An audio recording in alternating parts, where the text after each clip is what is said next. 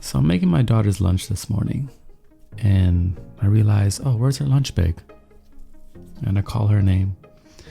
I'm like, bring your lunch bag downstairs. You never unpacked it after school, the day before. And as she drops the lunch bag on the counter, I could tell she's kind of like got this weird like shake to her. Like she's trying, I don't know, I just got the energy, intuition, like intuition be hitting some days. And although I am a man, I still have good intuition. I know women have better intuition, but I just know if something's up with my daughter, I just know. I tell her all the time, I could see right through your mind. So anyway, she goes back upstairs and I open up the lunch bag. And she literally just left her whole lunch. She didn't eat her sandwich, didn't have her veggies, didn't have her fruit. All she ate was her snacks. Now, she's been doing this. And today was just not the morning. And in my mind, I'm like, this kid really just ate all the snacks and avoided the real food. The real food, the food that's supposed to nourish you, the food that's supposed to keep you focused at school, the food that's supposed to make sure I know you are living and breathing. You ignored it and you just eat the chocolate. So as I'm making her lunch for today, I'm like, she ain't getting no snacks. I ain't putting out one snack in this lunch bag. Only real food. And if it comes back, it's going to be the same thing tomorrow and the next day and the next day. And we're going to have a conversation about it every single day until the truth gets sewn in. But often I see little things that happen in life are little reflections as well. And then I realize, well, Heinz, you're kind of being a little bit of a hypocrite here. Not because I've been eating snacks for breakfast, no. Or just snacks all day, no. But sometimes I avoid the real food as well and get straight to the sweets. Sometimes you skip your morning routine and get right to work, or sometimes you don't read that book and you take care of emails instead, or sometimes you don't go outside and, shoot a couple hoops because you convince yourself you don't have time, because it'd be better just to focus on doing the podcast. And I'm to blame as well. And I'm sure we all do this. I was watching a Michael Jackson documentary, and he said to his nurse, or not his nurse, his caretaker, his nanny, every morning, bring me both foods, the spiritual food and the human food. And that's what she would do. She would bring him breakfast, maybe some eggs or pancakes or some fruit. And she would bring him scriptures. She would bring him something to read. She would bring him the Bible. And he would have both foods because he understood that you can't have one without the other.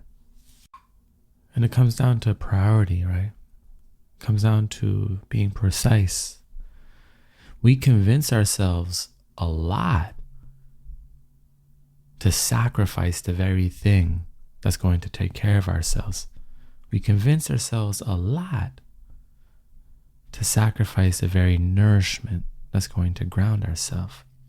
And I'm sure when we do this, we have great excuses. Let it be for school. We're busy with school. We got papers. We got exams. Let it be for work. Let it be our dream. We got a side business.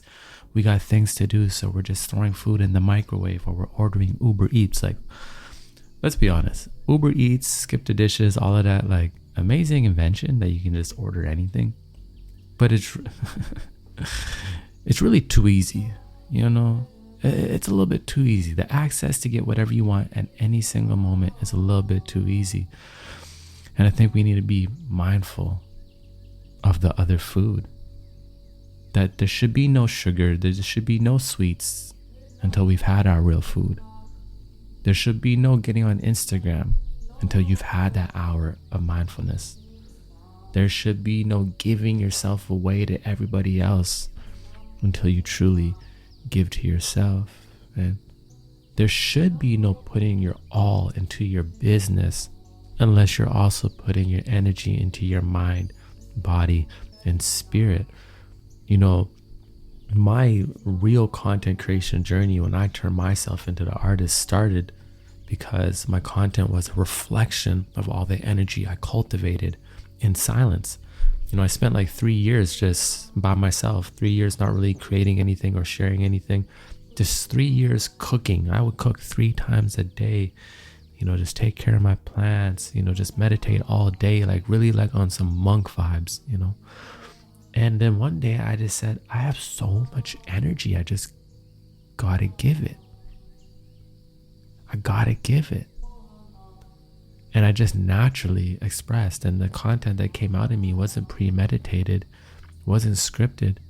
It just flew right out of me because it was a manifestation of how I was living my life, right? A tree doesn't bear fruit without the branches, right? Like an apple isn't coming out of the trunk of a tree. An apple is coming out of the branches, out of the arms. So you can't be your best. You can't give. You can't bear your fruits, your gifts, unless you are taking care of yourself at the root level, at the trunk of what you do, you understand? And we have to be mindful of this because sometimes we head straight to the sweets. We head straight to the sugar, and we forget about the real food because we want to go link up with that friend, or we want to hop on Instagram, or we got to do that paper, or we got to get to work. We didn't give ourselves enough time in the morning to get to work. And I know some of us don't have a lot of time. We get up and we have to be at work 45 minutes later. But I think then, if that's the case, go to sleep earlier so you can have an hour and a half in the morning to have that cup of tea, to have that mindful time, because we need the real food first. And I love that. I love thinking back to Michael Jackson and how he would say, bring me both food, because one without the other isn't nourishing. If you just eat the real human food, you'll be depleted on a spiritual level. If you only focus on the spiritual food, you'll be depleted on a physical, on a human level. So it comes to balance. It comes to the yin and yang, the true I and I, you understand? So for me, I've made rules, telling myself, although you may have a lot to do today, nothing starts until you do A, B, C, D, and E. Even if you wake up late, it doesn't matter. Everything else gets pushed back. Even if you have a video that's due, even if you have a podcast that's supposed to be uploaded, nothing starts until A, B, C, and D is done. And for me, my A, B, C, D, and E is my breath work. Then it's my meditation. Then it's my qigong. Then it's my reading. Then it's my breakfast. You understand? And that takes about 2 hours. But I'll be honest, sometimes I skip it. There's some days I skip it because I feel like I have so much to do. But one food without the other is still no food. So be mindful today of both foods. Remind yourself, no sugar, no sweets without the real food. And when you nourish yourself with the real food, the sugar and the sweets are even sweeter because you get to enjoy them with no guilt, with pure joy and bliss. And you don't know in hindsight everything gonna be alright. It's a vibe thing.